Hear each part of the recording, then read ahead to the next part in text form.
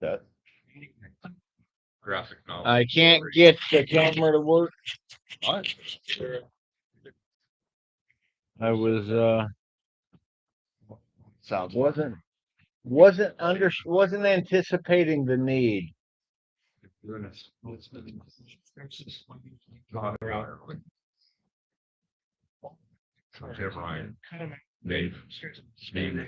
I can't hear you over this.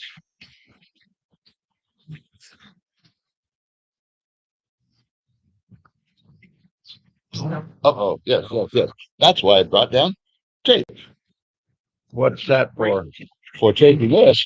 This doesn't matter. Oh, Because okay. all I was asking for was I couldn't see the details to hook this camera up, Okay. and we're live. Yeah. And so that's what I was looking for the help on. Oh, And so I'm not. That's nice. it's nice, but yes. This is the camera that's running. That's the camera I need, and we're I'm trying to see where we can get a little zoom in. we're started. We're started? Yeah. Hi. Welcome to that. And So we are looking so good morning and welcome to B Cube Sunday morning. It is a little bit of a we're not organized this morning, but we will be next week. So just bear with us and we're gonna do stuff. Now, so you guys know. Good morning, everyone. Sit down, Cliff. That's my show. No. Well, in that case, sit down, Cliff, right there. That's the hot seat here. That's right in the camera. Here. Hello, everyone. I got a badge because we are at RadCon. Did Bob mention that? Let Bob finish his notes. Okay, go ahead. All righty. Thank you, Cliff. Normally, Cliff's May I shut up and let you talk? no, that's not normal. That's not something you do. But right here for a second, Jeff, come on up to the guest bench. We are here at RadCon, which I will tell you one thing, guys. RadCon is back. It has it's been out there for how many years now? 30? Where you want me? 31? Right here? Yeah, sure. right there. Can your knees handle it? Yeah. Jeff's an old football player, and he's got the knees of a They're artificial, so yeah. Of a cyborg warrior. So let's scoot yourself over and get in the screen. Okay. So Jeff, is you the artist guest of honor, special guest of honor? special guest. Jeff has got me on pins and needles because in his in the art room he's got some great work, and I have to go in now and check and find out if my bids are still good.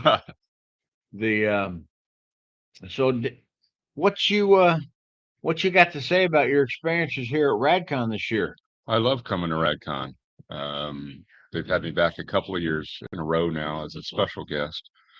I was guest of honor twice, many, many years ago, and a lot of great memories with RadCon. But this weekend, it's such an enthusiastic crowd of young artists that want to learn and know how to succeed as an artist, and the panel crowd has just been excellent.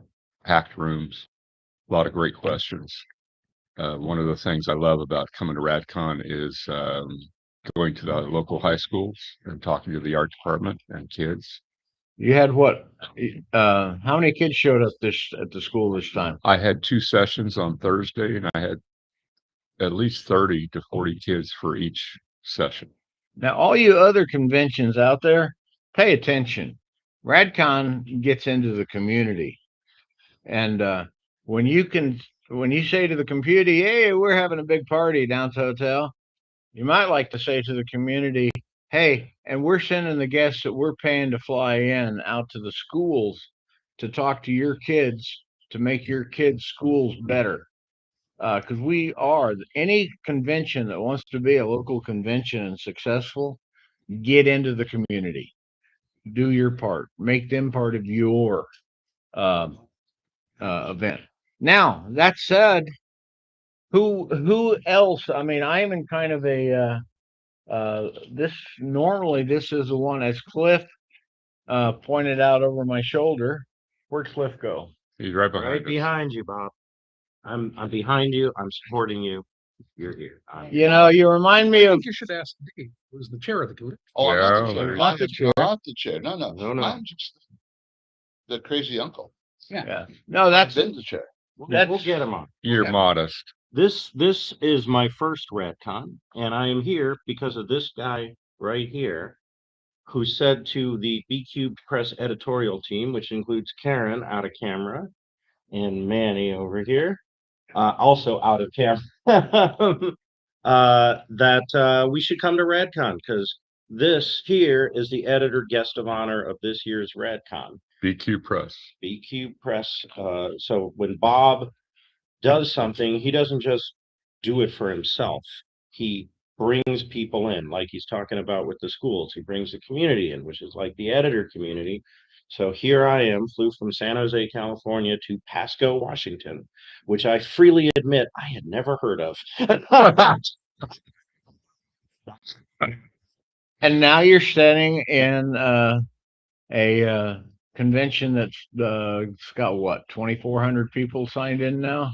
You know, until we watch the numbers, I'm going to Yeah, come. Oh, I mean, nobody will see you in that. until we watch the numbers. I'm going to go with we've got 2,000. We'll see how it all goes. A little bit above, a little bit Yeah. below. It's been rebuilt. This is numbers we hadn't hit in about 12 years. Yeah, hotel is packed. Oh, The yeah, hotel is totally packed. And I can tell you this, guys. With happy people. You walk around this hotel, and you are not seeing doddering white-haired. You are. Oh, wait, just a second. Come on over here. We Honoring old white. Oh, nice, yeah. I'm a darling old great guy now. I have colors. There's a few of us here. introduce yourself and say hello. Oh, I'm Patrick. A lot of people know me either as Argith or Confather. I've been here since day 1.01. That's only because I wasn't in bed with Edgar and Norma when this all started off. So, So RadCon does have its doddering old grandpas, yeah, indeed. but thank you, Patrick. I was So, cool. Patrick, you're right. I'm at the seven. I love and I Patrick. am one of the 7. 7 people have been here to all 35 of RadCons. Yeah. The that is I made it to RadCon 1 only because a beautiful redhead drugged me out of my house and said, "Bob, you got to go see this." And I said, we walked down hallway where there's a few tables sitting in some hallways, a couple of pictures hanging on walls, and it's like, okay, yeah, this is nice. 20 years later, I'm running programming for it, sleeping under the tables in the hospitality because the volunteers didn't show up, and just saying, wow, this is the most fun anybody could have. That's when I met Bob, way back when. Jeff is a good guy. Now, Jeff, did you? We don't have your art show work, but in the art show, he's got his cover for our next book. That as we talk about who we have here today, Karen. Do you mind if I gave Karen your chair? Yep. All right, guys.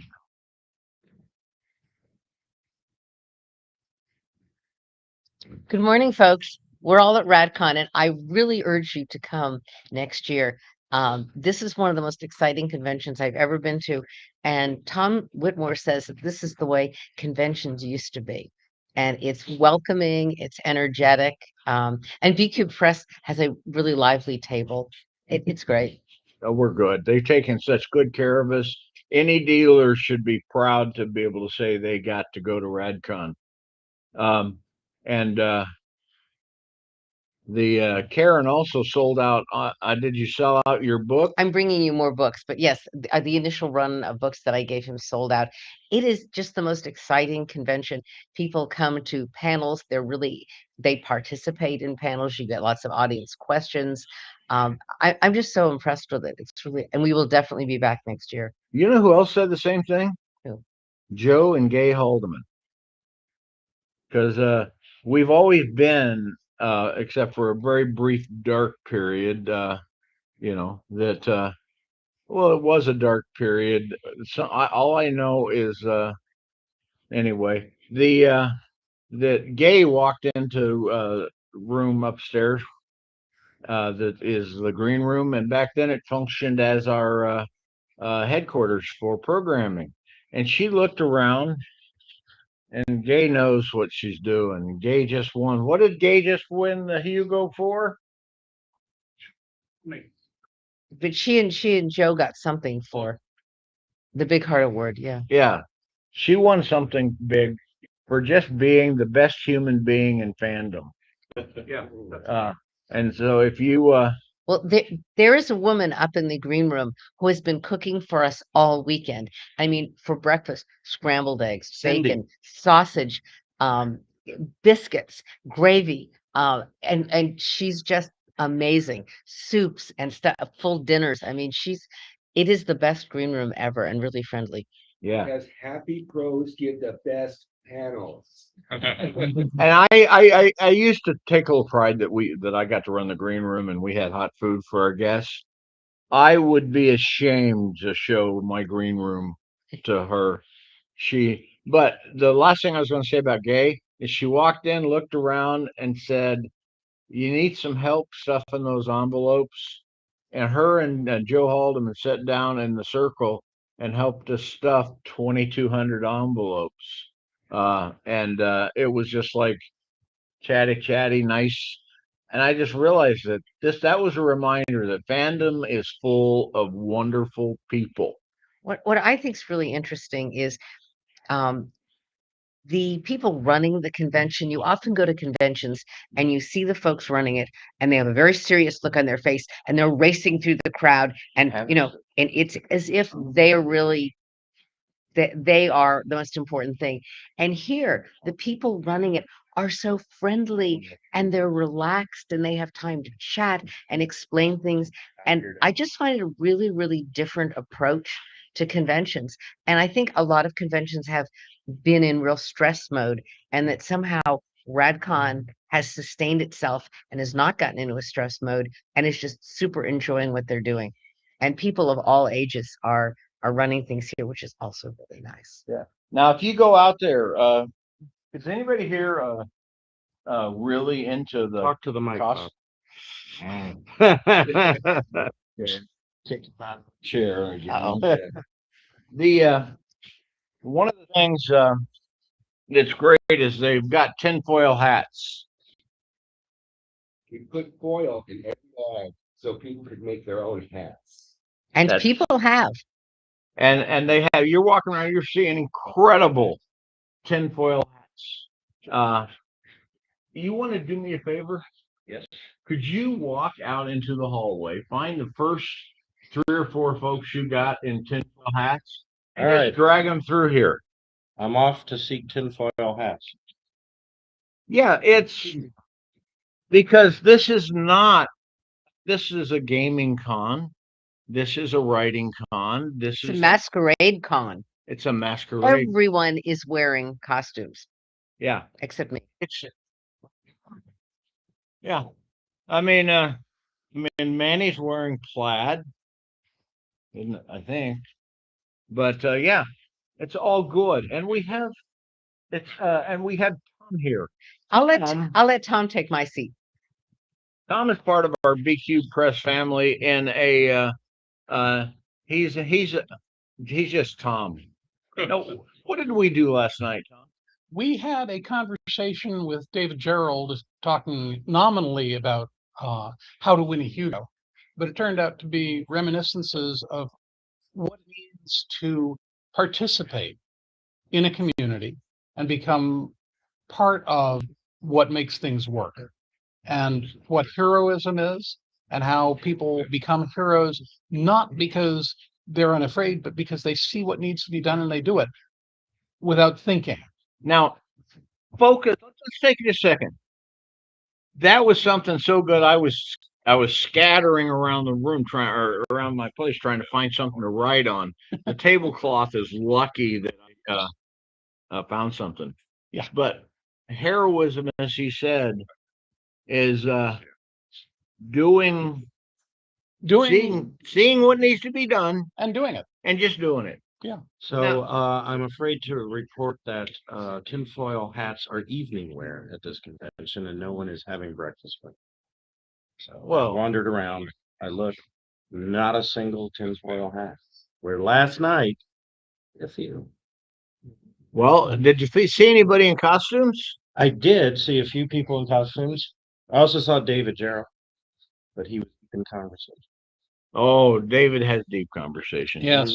David will probably come and join us a little bit later on. As he I said, doubt it. Maybe. Yeah, He was, okay. he was No, having breakfast and I think he threatened me with bodily harm if I suggested even slightly that he be up before 9 o'clock, though he is. He is. And do a podcast. Yeah. David has the advantage of being in Vermont, which is on Eastern Standard Time, and therefore BQ Sunday morning for him is BQ Sunday afternoon. Well, Tom is just a fundamental reminder that BQ here for us, it's not me. It is all of these people that are here doing stuff. Karen, integral part.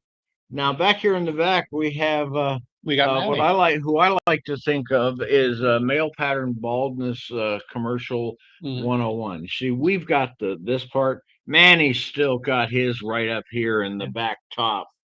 So that is cool. You managed to do it with dignity. So come on up here, Manny, and tell them about your new book. Your new book. Or what you're doing. I thought you had a new book in works. Well, I have a book in works. Yeah. Now, Manny, in case those of you who have a short memory, edited After the Orange. And somebody, this is a very conservative area. And one of the old white guys with his stern look asked me, just what did I mean by After the Orange? Excuse me. And I told him it was when we first what we thought the world would be like when we got rid of the fascist shithead that's living in the White House right now, and we got to move on to a normal national dialogue. He left. But go ahead, Manny. Okay, well, Talk about your book. my book, which is rumored to be coming out later this year, is it's a magical realist mystery set in San Francisco State Ashbury in 1971. Cool. And there's a man. Very quick one, but we've had some very creative people. The favorite is the pyramid tinfoil hat. I've been out looking for it and I couldn't find her again, but it's literally perfect pyramid on her head, all in tinfoil. It's just wonderful. It's delightful. And can you come back for a moment? Because we're talking about Haight Ashbury in 1971. So you're a visual aid. Go.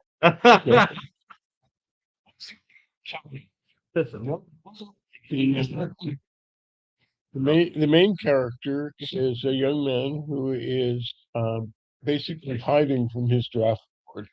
That was not an uncommon phenomenon. Not an uncommon phenomenon.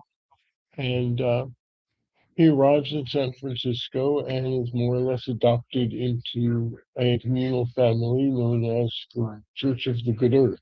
Uh-huh. Was this a made up kind of? No, the Good Earth really exists. Okay. The Good Earth, and in its heyday, had, I believe, 13 or 14 households, several hundred people. Is this related to the Good Earth catalog? Or is that a different? No, that's the Whole Earth catalog. A Whole Earth, that's right. I remember that catalog. They incorporated as a church so they could be nonprofit. Sure. And it was called Good Earth because their founding principle was that everybody who lives on the good earth is a member of the family. I like that. And that's a simple principle that people just can't grasp. One of the things in RadCon early on was don't be a pinhead. And if you're just nice, you walk by somebody, they're struggling to pick something off the floor, you reach down, you pick it up, you get to them, you say, here you go, and you walk off. You may never see this person again. But that person's going to go with somebody else, and they're going to see somebody else who's struggling, and they're going to take 5 seconds, and they're going to do something nice, and then they're going to go off and never see that person again. But that spirit will roll forward and forward and forward, from person to person.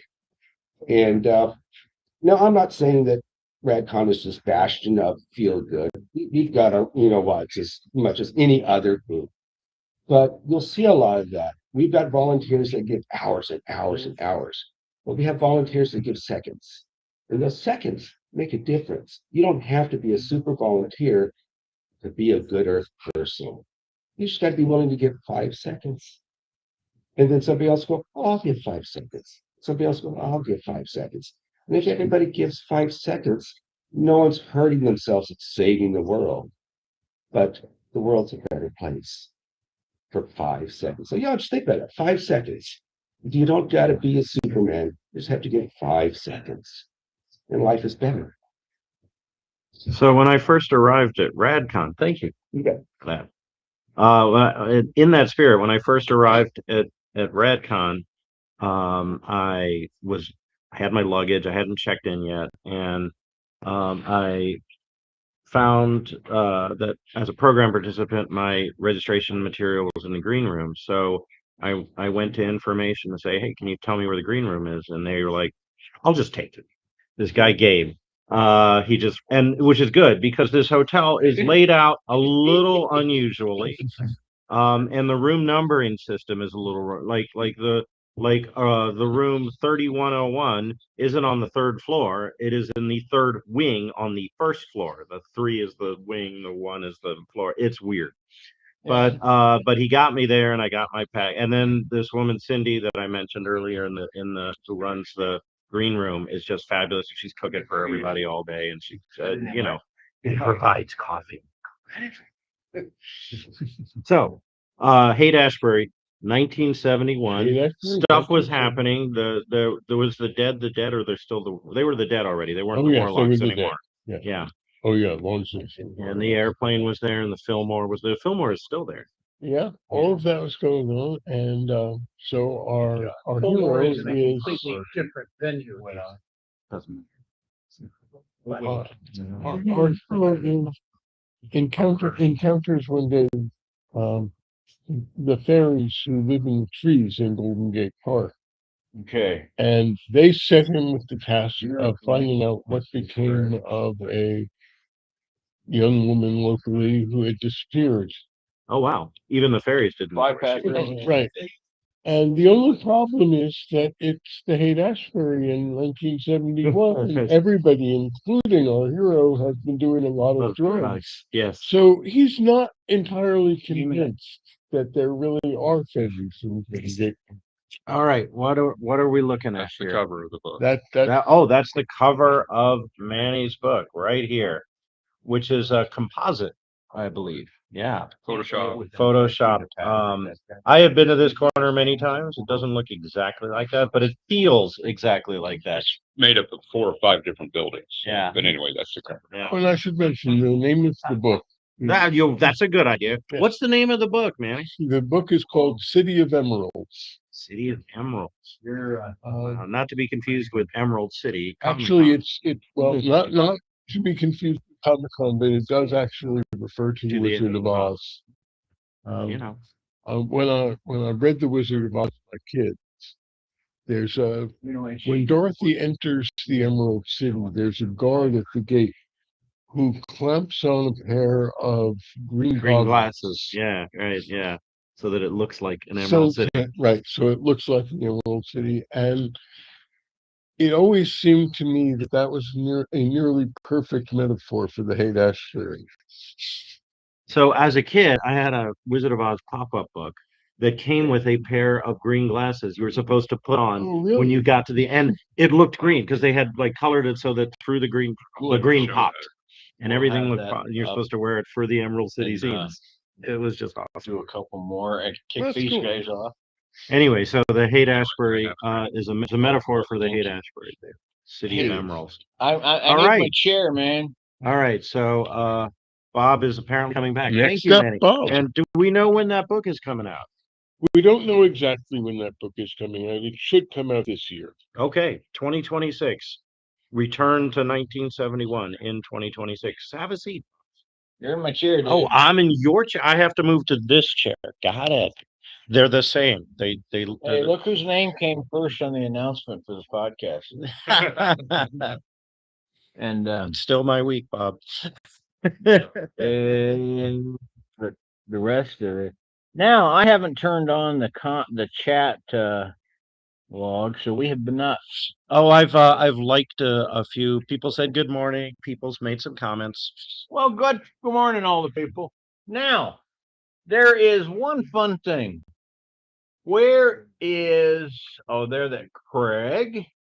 Can I get you and Susan to come say hello? Goodbye. Now, nobody can do anything without people. Now, you guys notice that there's a Susan Umbercaro very frequently is an attendee electronically.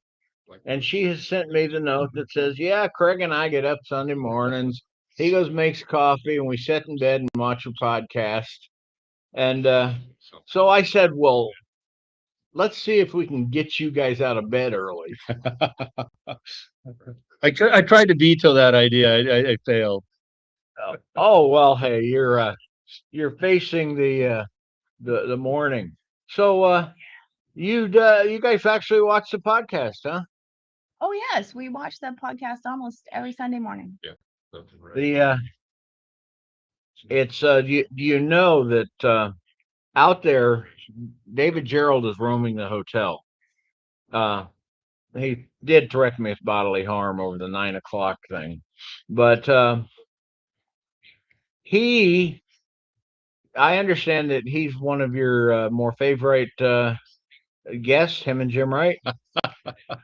David and Jim are some of our favorite guests. Cliff is another one of our favorite moderators. Actually, Cliff lines up excellent people to talk to. Tom and Karen line up excellent people to talk to. We kind of love everybody. Yeah, it is. It has been a great time. So, yeah. Well, how do you like in RadCon? That, This is our first time, this is our first time. and we'll be back next year for sure. It's the panels are great. The people watching is great with the costumes. Actually, the food setup for the attendees is also very well done. In the restaurant. So yeah, we got the restaurant is actually serving real food again. In the past, people may recall when you couldn't get any breakfast down here, they set up a buffet. Now they set used to be, I'd say they set the buffet up on, say, Tuesday, so it had time to dry out. You know, it used to be terrible, but I walk in there today. The staff is eager, they're friendly, they bring you good food, and I mean, as I put on my post on Facebook, RadCon is back. yeah, If you ever went to RadCon and said that was a lot of fun, because I can tell you the one thing that guests always told us, I don't care if you're talking Harry Turtledove, Larry Niven, I mean, we had all sorts of guests that loved this con, and they would tell us this con reminds us of how cons used to be. And part of that is because we're not in a big metropolitan area. We're stuck in the we're in the desert of down by Hanford, where they make nuclear bombs sometimes. Do they still make nuclear bombs out there? No, Oh no, what do they do out there now? we're cleaning up. We're just cleaning up the mess made before. Well, there you go. You know, that's well, Trump's probably going to stop that. There's And not a, start the nuclear bombs again. We maybe, yes. there's a man that doesn't understand cleaning up his mess. I would say one other thing about, although it's way past my bedtime, there's like a bar and dancing till 2 a.m. in the morning that's all set up. Oh. I mean, there's that would be entertaining to attend if I could stay awake that long. There was fire dancing last night. Oh, I don't know if they let amateurs use the fire or just professionals. Oh, those are They're trained. Okay, Cliff, you went out and tried to fire dance, I think. No, I actually, I was in a panel opposite the fire dance, with the fire dance right outside the window and trying to stay on topic. And they're like playing literally the theme for the movie Howard Duck, and Weird Al's,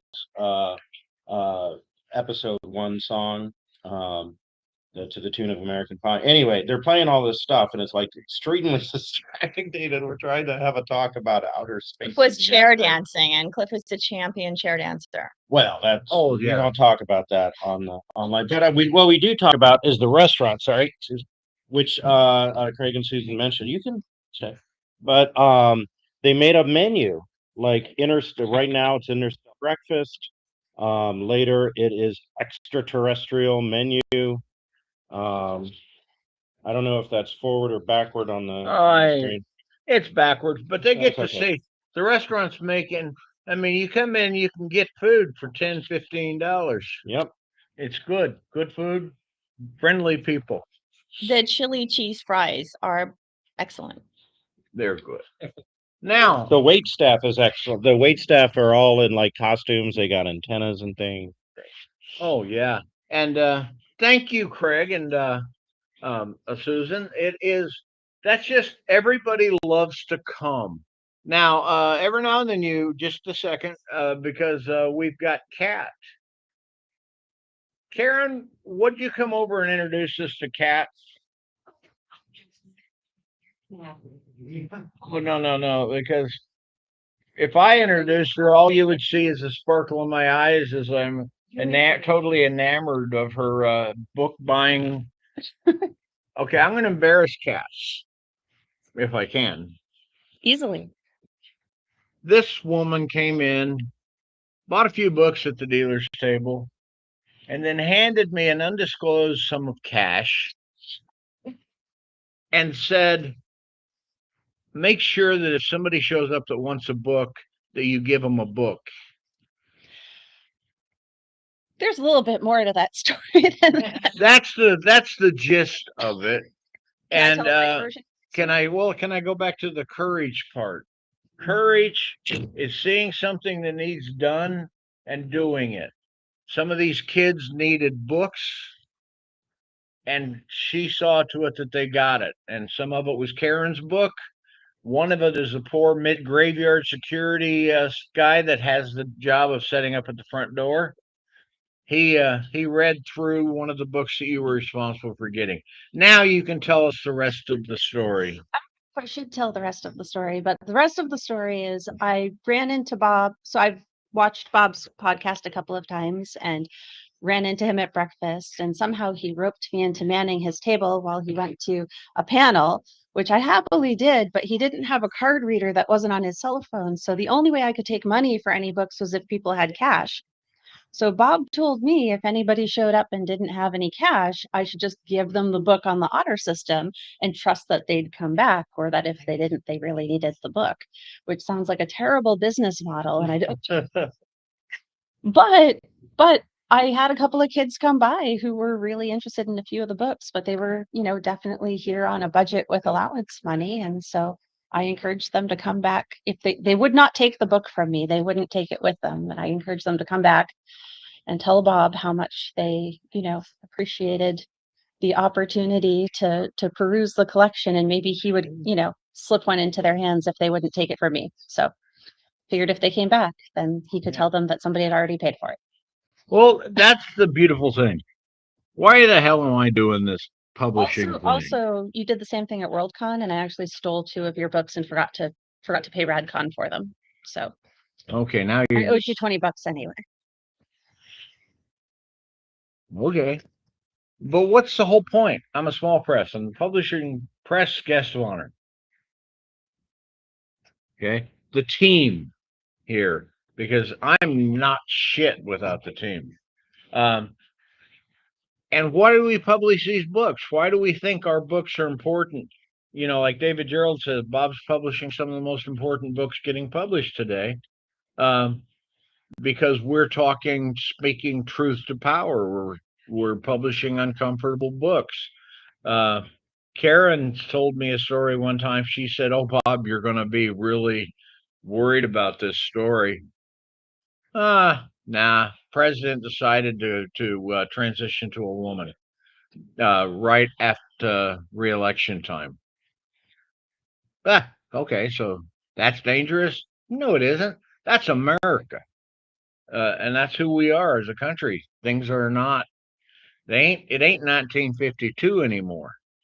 So what we've got now is we've got all these books that we think are so important that they need to be read, that we're willing to put hundreds of hours into making, and we won't give away a $10 book to a kid who doesn't have the money to buy it and wants to read it. Hell no. And no kid is going to walk away from our table wanting to read one of our books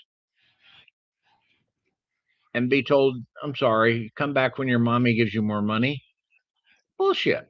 So anyway, that's that's what I think part of BQ Press. And I thought what you did just made the example of passing it on. And thank you. Glad they found good homes. Come here. So now that we've done that, let's go plug.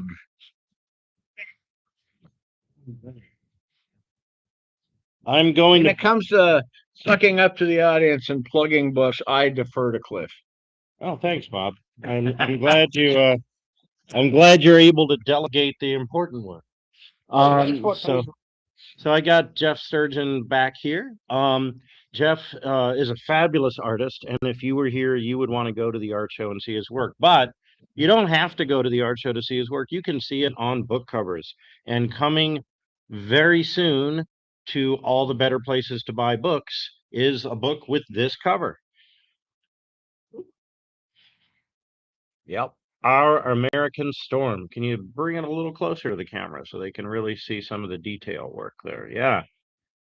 Isn't that just a very powerful cover? I would say stunning. Not beautiful, but powerful. Yeah. So can you talk about the process of how this cover came to be? Well, I worked. Uh-oh. Okay, go. I worked quite a bit with Karen trying to figure out. Sorry about the mini earthquake we're having here digitally.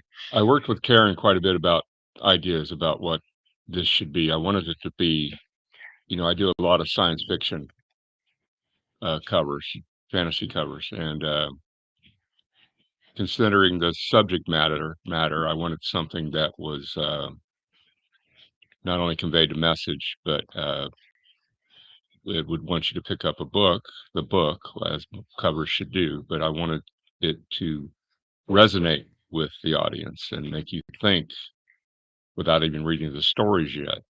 I tried a different couple of images, and Karen suggested this and that, and then this idea I came. heard my name was mentioned over here. This idea came to me. It is. Are you online? Okay, I'm gonna I'm sorry, we're having finish waking up. David Gerald talking in the background. David We're Gerald having is waking technical up. difficulties, and the technical difficulties are named David Gerald.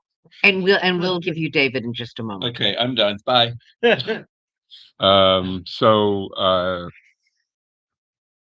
Bye, David. Who is actually really leaving and not going to be on this episode anymore. See you next week on the podcast, David.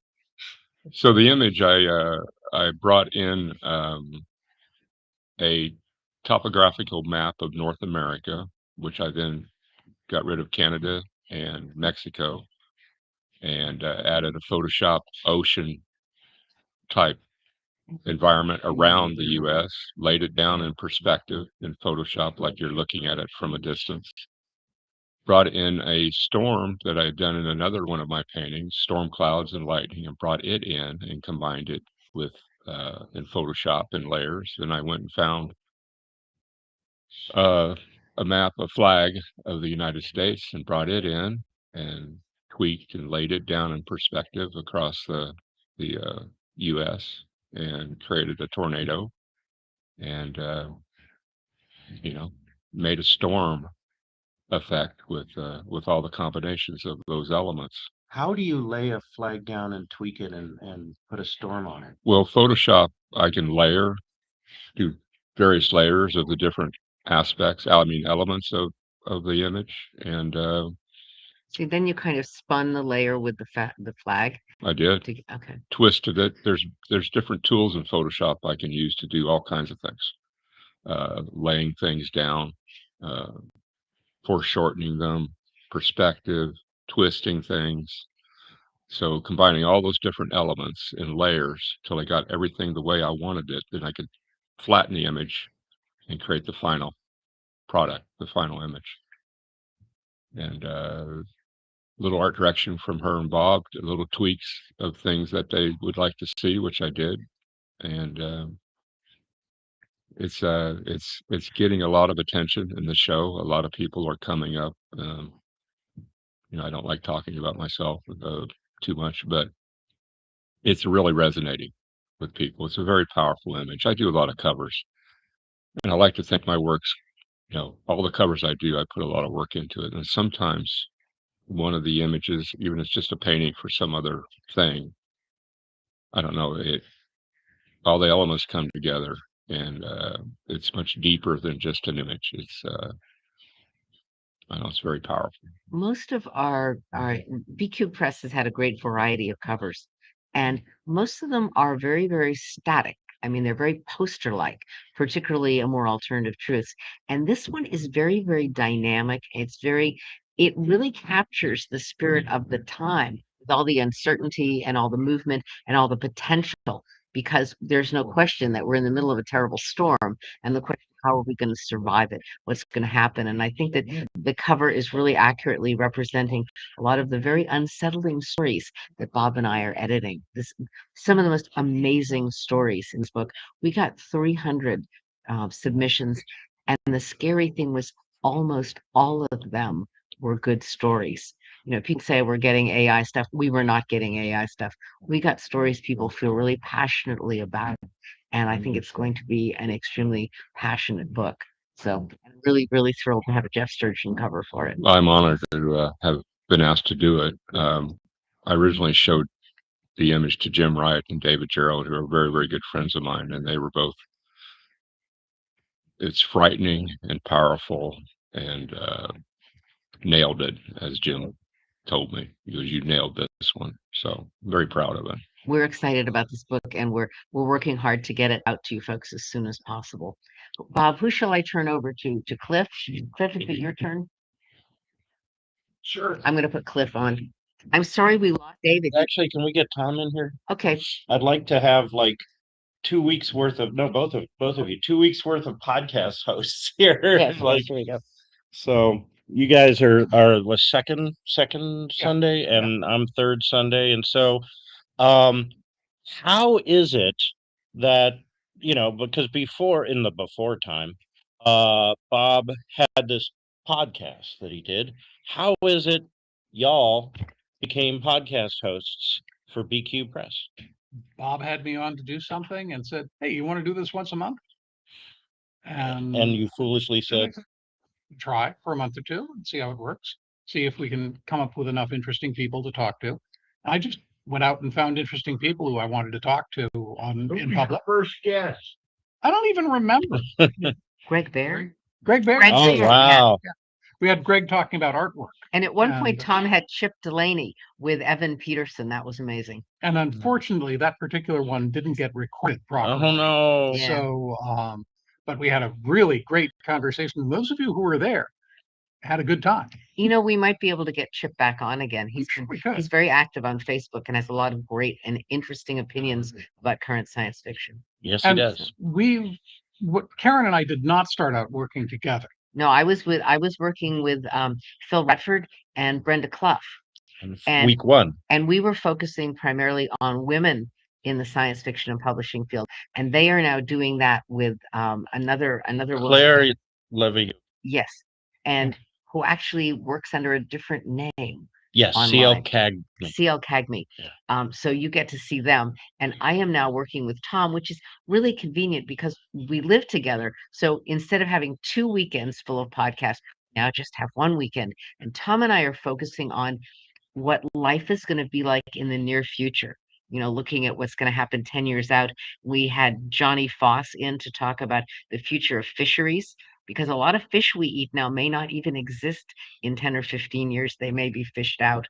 They're We overfishing. had David Dyer Bennett in DDB talking about the gun culture in Minneapolis before any of the ICE stuff happened. Yeah. And talking, he's a bit of an activist and But a intelligent and responsible. And There are such people. because of really. him, we knew a lot about the concealed carry and licensed carry, which came in really handy when the nurse Pretty was shot because he was carrying it. It's completely legal.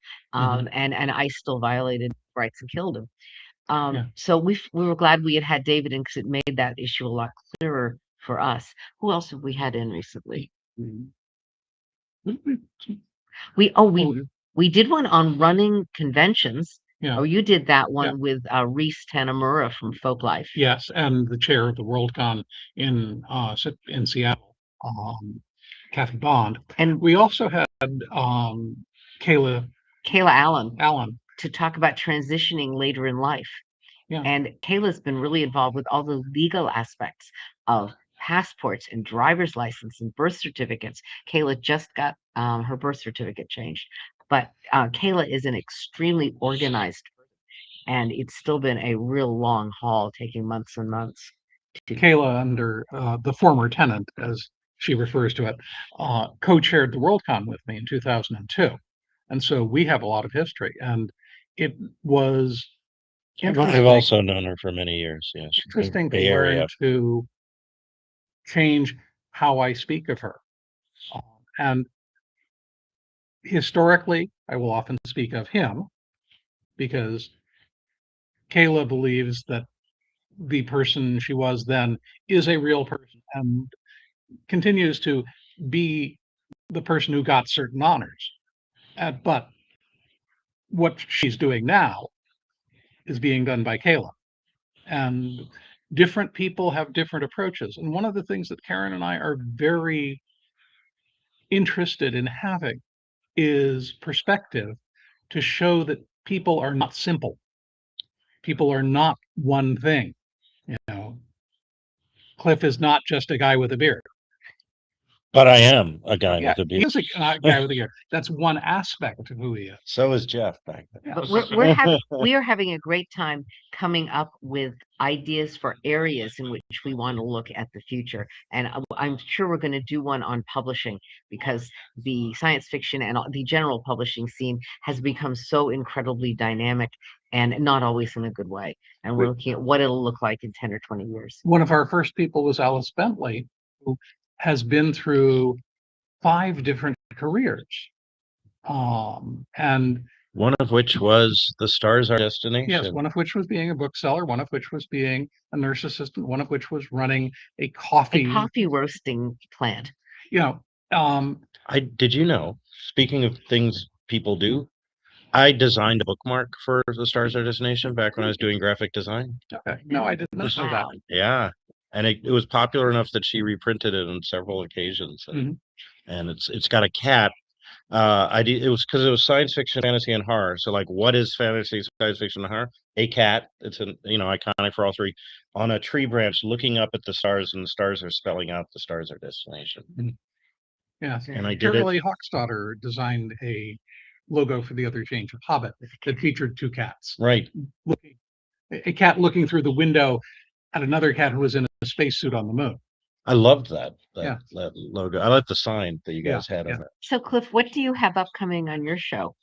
it. Well, so my approach to the show is there's more easily answered than that last question because I was like focused on today.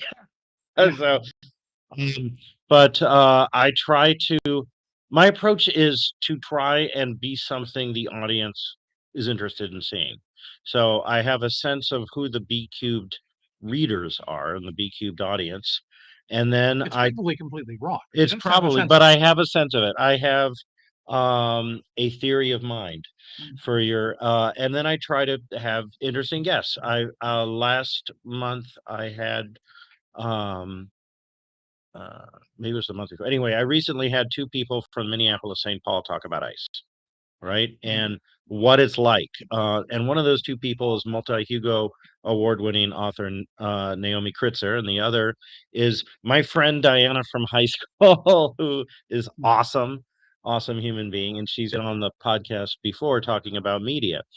And I try to find some aspect of this thing we do, this science fiction, fantasy, horror community thing that is interesting, or I find something about like history in America. Like I literally had my dad on. He's 92 years old, born in 1933, remembers listening to Fireside Chats on the radio with FDR on the family radio. He marched with Martin Luther King on Washington in 1963 and heard the I Have a Dream speech.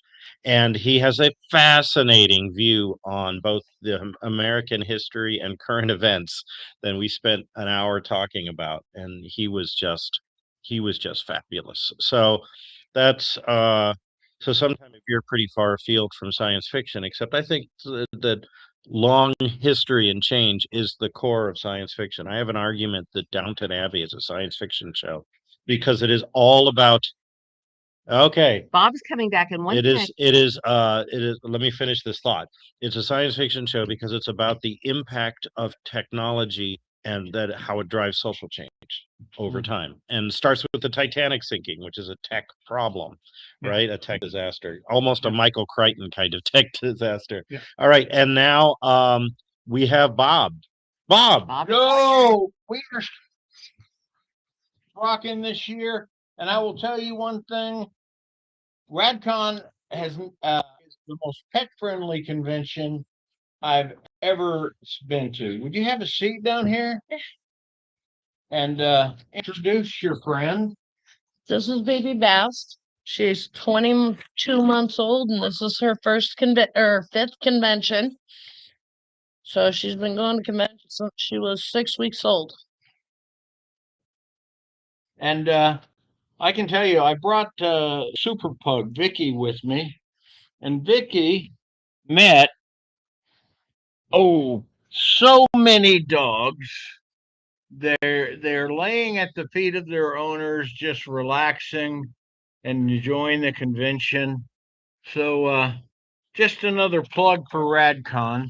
I'm not going to be pretending to be the spokesman for their pet policy, but I will tell you that this cat has been floating around the convention in there and seems relatively calm, relaxed, and is ready to attack the light up there. Yeah. Karen, where you at? Oh. Is it very obvious that this is a happy cat? For those of you who are regular watchers, you will know that Art always show up on the show in the background. So totally appropriate to have. We needed the cat to visit. How old is the cat? 22 months. 22.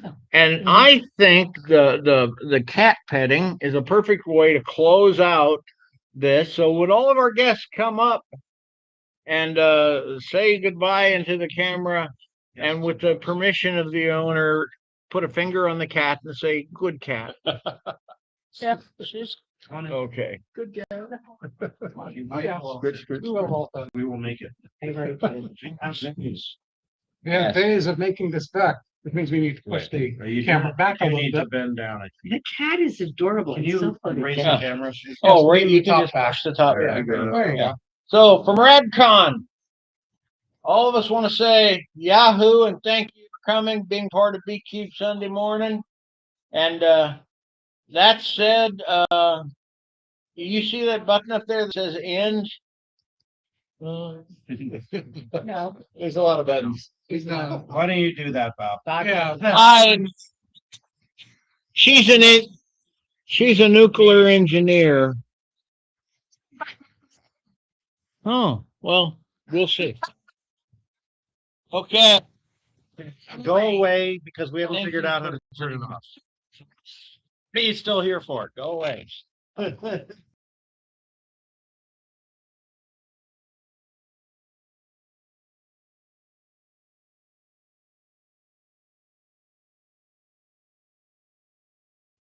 All right.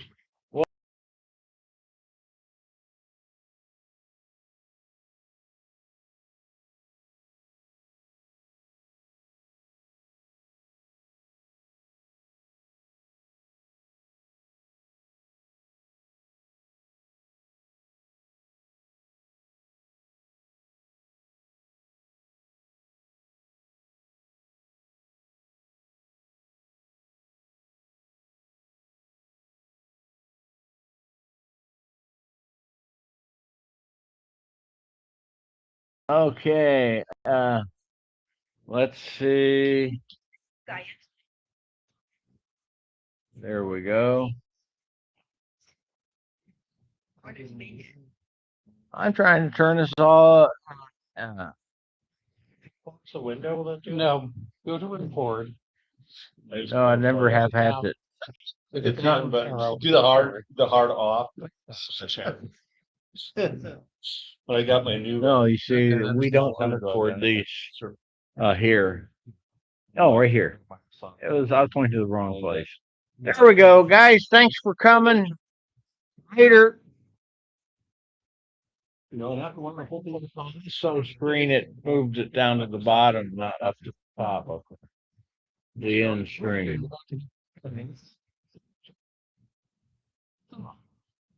Well,